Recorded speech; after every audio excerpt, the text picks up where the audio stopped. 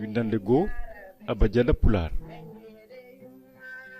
Abajada Pular waɗi ko 32 alkulal. Hen alkuli joyi ko labɗi woni ko wiyete faraysi voyel ko.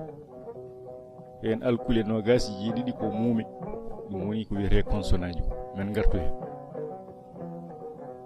Min peccu alkuli ɗe e pecce nayi. Feccere adande nde ko alkule pular nanduɗe e alkule faraysi bindin e jangin.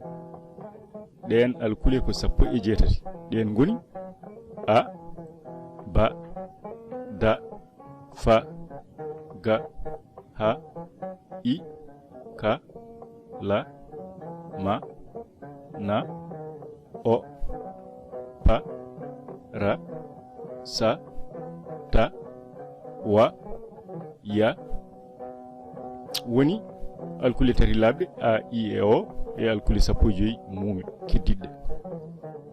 Ewa feccere ɗimere alkule pular nanduɗe alkule faraysi bindin kono certuɗe mumen jangin. Den alkule ko nayi. C faraysi o jangorto e pular ko ca yeru caali. E faraysi o jangorto e pular ko elo telende soklani pesal. U faraysi o jangorto e pular ko ulludu wulo. E J faraysi o jangorto e pular ko dia yeru jalo e bajjo. Feccere tataɓere ko alkule ɗe pular heeroyi ɗe ngala e faraysi ɗen ko jeegom. ɗum woni ɓa yeru ɓalal e haɓɓere. Alkulal ɗa yeru ɗaɗol e heɗɗere. Alkulal ŋa yeru ŋari e kanŋe. Alkulal ƴa yeru ƴero e aƴƴere.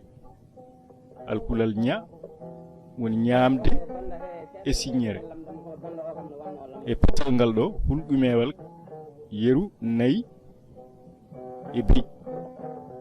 Fulfulde fuutatore nde heewani yaltindigal e jangin kono noon sa hiɗima fulɓe Fuuta Jalon walla fulɓe jeeri eɓe jaltinagal ɓe mbima na'i walla be'i aɗa nana ngal jange e ngal jangorto ko goɗɗum. Feccere nayeɓere ko alkule ñondinaɗe ɗen ko nayi. Mba yeru mburu mbarangu. Nda yeru ndamdi ndaala.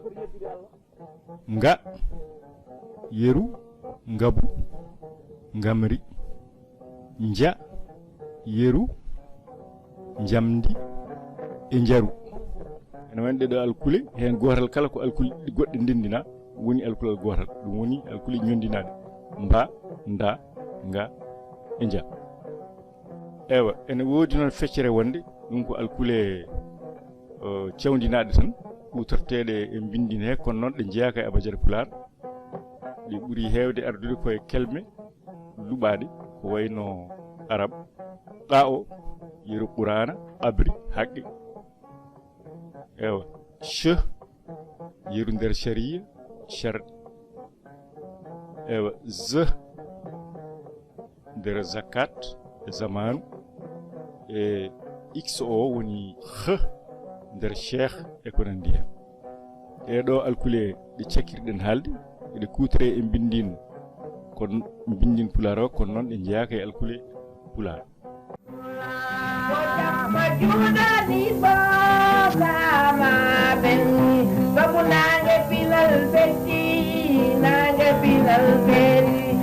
Belle bilal hande go ya ka den di jango